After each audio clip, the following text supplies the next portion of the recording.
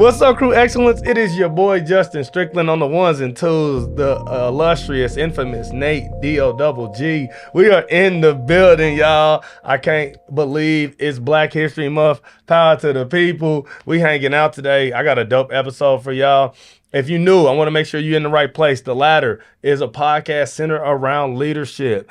I just talk about leadership, man, how it impacts our lives, ourselves, our family, our friends, systems of the world, our communities, and those that we care about. Because it's my belief that everyone is a leader, and therefore everybody has leadership capabilities and skill set that they can grow and improve. And so the Ladder, it exists to help you improve those leadership qualities about you.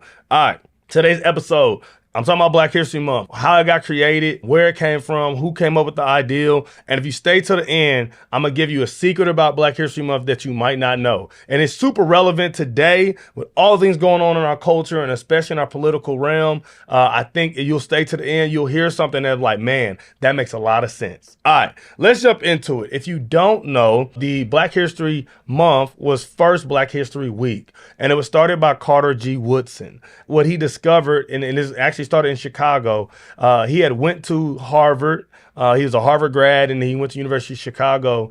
And right after Abraham Lincoln died, the Republican Party, Abraham Lincoln was a Republican. The Republican Party used to celebrate his death in February.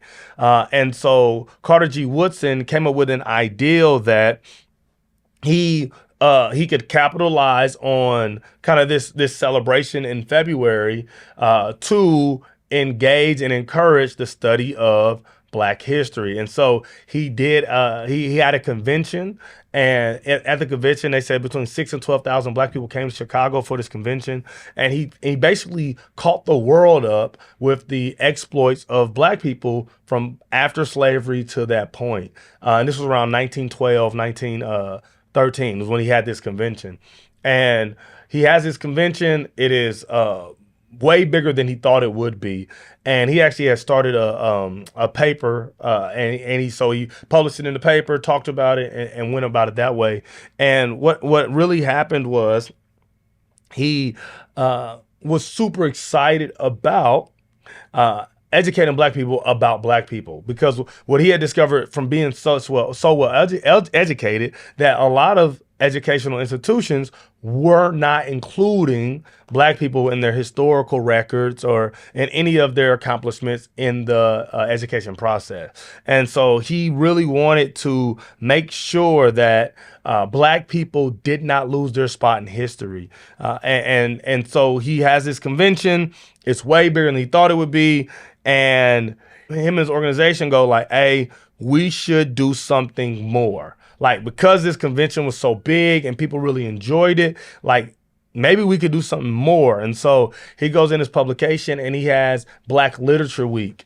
And what he does with Black Literature Week is he basically educates people on the amount of Black literature that is being produced by guys like W.B. Du Bois and Booker T. Washington and other greats. Larry Hughes. That is a basketball player.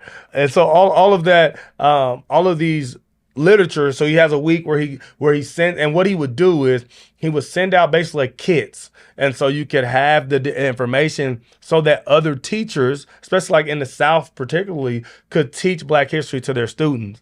And it's funny, one of the teachers said he had hid the Carter G. Woodson's publication under the other textbook so that the principal wouldn't find it and know that he was teaching Black history, which is crazy, but that was the time that they lived in.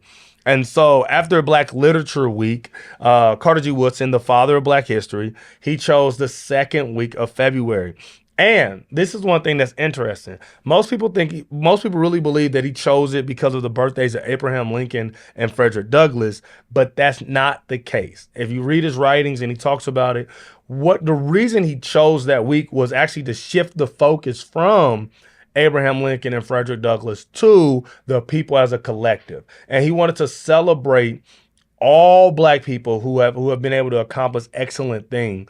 And that's very important. Yes, and because he wrote that, like, Abraham Lincoln gets credit for freeing the slaves, but Abraham Lincoln didn't free the slaves. He wrote the paper that freed the slaves. The Union Army filled with black freedmen and runaway slaves. They freed the slaves. And so he had this mindset that yes, Lincoln was important, but he wasn't more important than the collective of people, specifically black people in their history that they and their history that mattered. And so after Black Literature Week, he comes up with Black History Week, and actually called Negro American History Week in 1926. So this is the 100-year anniversary of Negro American History Week, and so he comes up with this ideal. And one of my favorite things is he didn't wait for permission. So this was not a government funded or sponsored event. This was his organization created this week, Negro American History Week, on its own, and they used magazines and newspapers to publicize it throughout the country, that it was coming, what it was, what you could do, and all of that. And I think too often we end up waiting for permission, and what Carter G. Woodson said is like, nope, I got influence where I'm at. I can make an impact with the resources I have. It'll be cool if it's co-signed by government or people with more money, but I can do Negro American History Week with my organization, with our publication, and we're gonna spread it wide and tell people about our history. And so a lot of times don't get trapped or get stuck with trying to wait until you have more. Do what you can with what you have so that when more comes, you'll be ready. And so he starts Negro American History Week, and people's all around the country, it's a hit. People love it.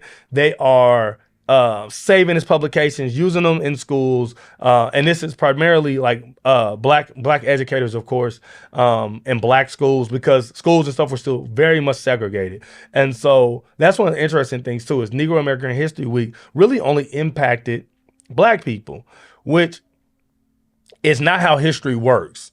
And I'm going to get to that at the end. But like, everybody needs to know about Black American history because they're Americans and they're a part of American history. So if you're studying American history, you should also simultaneously be studying Black American history. The reason that it had to be separate is that was not happening. Like, you might be wondering, well, why did they even have to come up? Why did he have to come up with this? It's because the books, the curriculum did not include any Black Americans. It did not include any Native Americans, any Hispanics, any Asian Americans. They were not in the history book. If you read a history book and you went to school in 1926, it was a gaggle of white men, okay? And that wasn't a fair view of history. At the time, before, or any time since. Like, that's not how America has ever operated. And so 50 years later, Gerald Ford, during the 50-year anniversary of Negro American History Week, he officially recognizes Black History Month, which is in February. This had kind of started picking up some steam in the 40s when Carter G. Woodson was alive, and then especially during the 60s, during the Civil Rights Movement, and then officially is recognized in 1976. Now, Negro History Week became Black History Month, and that felt like a major win because we went from 1 week of publications and information to a month of publications, information, celebration, which at the time, as we got the Civil Rights Act and we're getting more rights and more recognition, it felt like, man, this is amazing. This is a win for Black people. Carter G. Woodson, though, he had something different in mind, and I think that this kind of hints on like the trap of success. Sometimes we have these ginormous goals, and we get a little bit of success, and we get complacent, and we settle because the little success we got feels good. It feels like, man, if this is all we get, good, and we forget about our major goal, which has major implications, and so. This is the secret. If you made it to this point, drop a like, drop a comment saying I made it. The secret of Black History Month is it was never supposed to exist. So Carter G. Woodson, when he started Negro American History Week, it was only supposed to last for a short amount of time because in his mind, eventually American education institutions would adopt Black history into their normal curriculum. And so it would not have to be separated into its own month, because when you got onto the pre-colonial America, it would talk about Native Americans and Blacks, and they would be included in the history. When you got to the Civil War, it would mention somebody other than Crispus Attucks, right? And you would have a full view of all the different American experiences. And then the Reconstruction, you would see how many Black governors we had, and you would see how the KKK attacked Black voters, and like all of that would just be a part of American history as it is. But what happened is even through segregation, the educational institutions basically said, you guys got a month and that's enough. And so Carter G. Woodson's dream was that Black history would be fully integrated into American history and would not need a week or a month to be taught, because it would be taught during the entire school year. And so a lot of people, like I said, we kind of settled with Black History Month. And don't get me wrong, I love Black History Month. I think it's a great time to learn about new innovators and educators and policymakers and civil rights heroes that we don't learn about throughout the year. But I think the issue is we should learn about them throughout the year. Like, it shouldn't be only Hispanic Heritage Month and Black History Month when we talk about Americans that are darker hue of skin. And that has been an issue in American education for a long time, that when you say American history, what you're implying is white American history. And what you're implying is that the only history that is truly American is those of whites.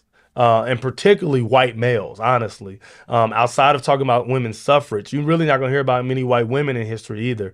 And I say this as someone who's an educator, who's in classrooms, who talks to kids every day, just about life in general, not always about history. But I know for a fact there are a lot of things that I know about Black history because of my parents and my church that they don't know, because they're not taught these things in school. And that's a disservice. We're doing a disservice to our students, Black, white, yellow, brown. Not knowing the history of our country in a full way doesn't allow us to understand how resourceful we are, how innovative we are, how much grit and resilience different people groups and different industries and different time periods have required. For an example, right, during the Great Depression, when you learn about the Great Depression, what is never taught, what I've never seen be taught is how it impacted Black people way different than it impacted white people. And this is why. During the time of the Great Depression, most banks would not allow Black people to open accounts. And this is actually where we get the idea of Black people keeping their money in a shoebox. Is Black people would actually have to keep their money in a shoebox or in a chest or in their mattress because they could not put it in the banks. Well, get to the Great Depression, all the banks go bankrupt. All the money in the banks is gone. It's just gone overnight. If you had a bank account, you couldn't get your money out. And so people who have money in banks are suddenly broke. Well, you know who's not broke? The Black people, because they didn't have money in banks. And so Black people would often joke that the Great Depression was a white man's disease. Because if you read and study, you might be like, man, it seems like the Harlem Renaissance is happening at the same time as the Great Depression. It's because it is, because Black people still had money. In fact, one of the funniest things from that time period is one of the reasons why Black people love Cadillac so much is Cadillac was about to go bankrupt. And they realized that the only people who had money to buy cars were Black people. So Cadillac was one of the first car companies that intentionally and actively sold to Black people. And so during the Great Depression, you will see a lot of Black people driving around in brand new Cadillac, and because they had money. And Cadillac wanted their money because Cadillac wanted to stay a business. So that's something that you may have never been taught before this moment. That is, I think, a much more robust view of the Great Depression, and It encompasses all of the American experience. And that's the issue with only having Black History Month. Is too often we learn about something in American history from only one vantage point. And that is just unfair to the American experience because it is a melting pot. We are full of different cultures and peoples and languages and histories. And so when we only learn history from one vantage point or one perspective, we miss out on the fullness of what being American is and the American history we can be taught. And so here's my challenge is how do we honor Woodson's true vision? How do you take Black History, Negro American History Week and Black History Month and apply that over a 12-month span? Buy a calendar, read books, man. Read a book every other month, every quarter that just educates you on a history that you're not taught in school.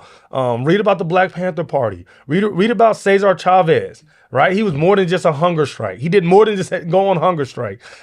Read about Native American tribes and their lands and their experiences. They are much more than the Trail of Tears, right? Like in be intentional in seeking out experiences of American history that aren't from a white male perspective. Read about white women during World War I and how they were thrust into the workforce and what that did for the industrial age and how it impacted the nuclear family and changed the way that advertising and marketing and economics in the country worked. Like all of these things are so important to understand, and we're not taught that in school because we've allowed history for non-white males to be restricted to months, to weeks, to days. And that's just unfair to the American experience and to the American student. The American student deserves to have a robust knowledge and understanding of what it means to be American. And you cannot have that with only one perspective. And so that's the first thing. Be intentionally learning continuously about other people groups, and particularly my people outside of February, all right? Number 2, integrate your leadership. Bring in diverse voices. Make sure you're not teaching from the one history book that was produced in 1985. Like, bring in updated materials, updated curriculums that are a lot more diverse in their perspective and their voice, and then introduce those to your classrooms. If you're an educator, you have that right and you have that ability to do so. Don't be lazy. Like, be intentional in seeking out material that reflects the population of the people that you're educating and the global world that they live in.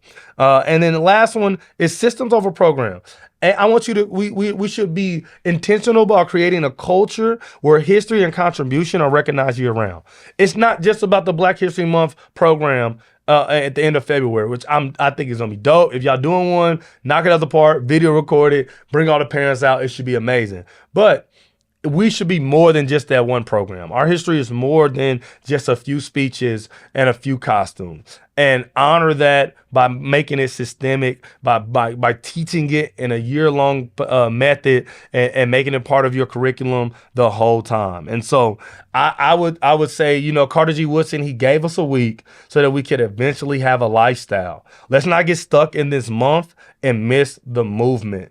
You are making history every day. That's what I call you. That's why I call you Crew Excellent, because we're out doing things that impact the world, not only for now, but for the future. And there are some people that are watching this, that are listening to this, that are doing things that people are going to write about in history books. And I want you to be intentional in doing so and don't sell yourself short. Carter G. Woodson started Negro American History Week because he believed he can make a difference. And I want you to have that same belief today as you go about your life. If you look in the mirror, look in the mirror and know I am a history maker. All right, man. I hope you learned something today. I hope I dropped some insight for you. I love Black History Month. Don't get it twisted, but I just wish we had all year, baby.